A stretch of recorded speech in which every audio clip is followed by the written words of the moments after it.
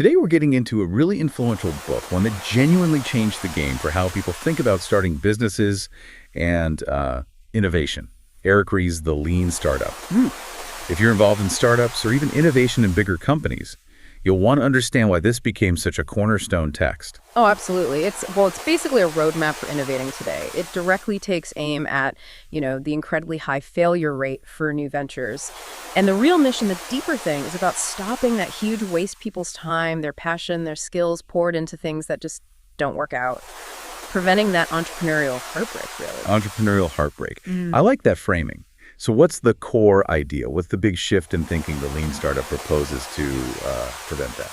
At its heart, it reframes what entrepreneurship is. It says, look, entrepreneurship is management, but like a totally new kind of management specifically designed for situations of extreme uncertainty. Startups aren't just there to, build stuff or make money initially. Their main job, it's to learn how to build a sustainable business. And this learning, validated learning, isn't just hoping for the best, it's scientific. It happens through constant experiments. It flips the main question from, can we build this, to should we build this? That's a huge difference, right? Moving from just executing to actively validating. Okay, so if the goal is this validated learning, how do you actually do it? What are the methods? It really centers on this feedback loop. Build, measure, learn. Build, measure, learn. Okay. Yeah. You start with building what's called the minimum viable product, the MVP. It's the simplest possible version of your product, designed only to test a core belief you have about your customers or market. Then you measure how people react. Right. Got an example of a really effective MVP. Sure. Zappos is classic. Tony Hsieh, he literally just took pictures of shoes in local stores, put them online, and only bought the shoes after someone ordered them. He didn't build a warehouse, he just tested. Will people buy shoes online? That was the core question. Okay, that's minimal and viable. Or Dropbox. They used a simple explainer video. That video got them, 75,000 beta signups almost overnight? For a product that didn't fully exist yet. Exactly. Showed huge demand before they sank massive resources into building the whole thing. Okay, so you get the MVP out, you start getting data back. How do you make sense of it? How do you know if it's working? Is that the innovation accounting part?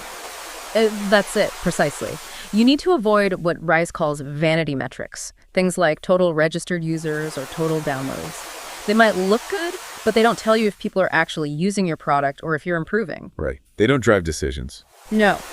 So innovation accounting focuses on actionable metrics derived from real customer behavior, often using things like A/B testing or cohort analysis. These tell you if specific changes are having a real impact. Okay, so you have actionable data.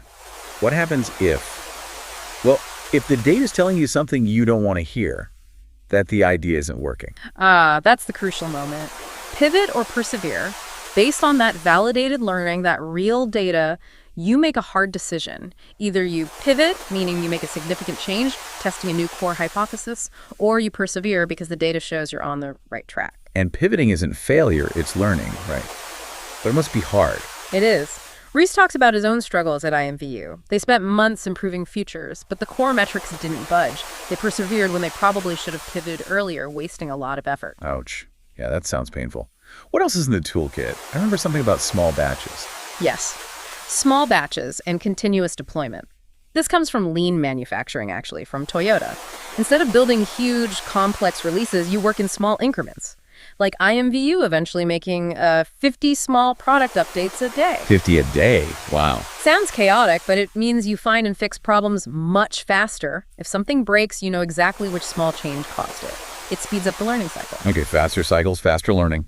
And for digging into why things go wrong. That's where the 5 whys comes in. Another Toyota technique. Asking why 5 times to get to the root cause. Exactly. You keep drilling down. A server fails. Why? Subsystem crash. Why? Engineer misconfigured it. Why? They weren't trained properly. Why? No training budget. You often find that what looks like a tech problem is actually, a human or process problem. Gets to the real issue. Okay, one more core idea. Something about leaving the office. Right. Get out of the building. Genshi Genbutsu in Japanese. It means go and see for yourself. Talk to real customers. Observe them in their environment. Don't just rely on spreadsheets or surveys. The example of the Toyota Sienna chief engineer driving 53,000 miles across North America. Yeah. He did that to truly understand families and what they needed in a minivan, firsthand knowledge. So bringing this all together for our listeners, how does adopting this lean startup mindset really change things for an entrepreneur or even someone inside a big company trying to innovate? Fundamentally, it gives you a framework, a management system for dealing with that intense uncertainty. It helps you avoid becoming a zombie startup, one that's technically alive but not really growing or learning. It empowers your teams to make quick decisions based on evidence, not just opinions or hierarchy. And it shows how even large companies like Intuit with SnapTax or running hundreds of TurboTax experiments can build these internal innovation factories. So ultimately, the lean startup isn't just a set of tactics, it's a philosophy. It equips you to build something sustainable because you're prioritizing learning and adapting over just blindly following an initial plan that might be flawed. That's the absolute core of it. Success comes from that validated learning, knowing what customers actually need, what problems you're solving for them through constant experimentation. It ensures that your precious time, your passion, your skills, they're invested wisely, not wasted, building something nobody truly wants or needs. A powerful message. So the question to leave you with is, what assumptions are you making right now about your customers, your product, your project? And what's the smallest possible experiment, your own little MVP you could run to test one of those assumptions? Something to think about.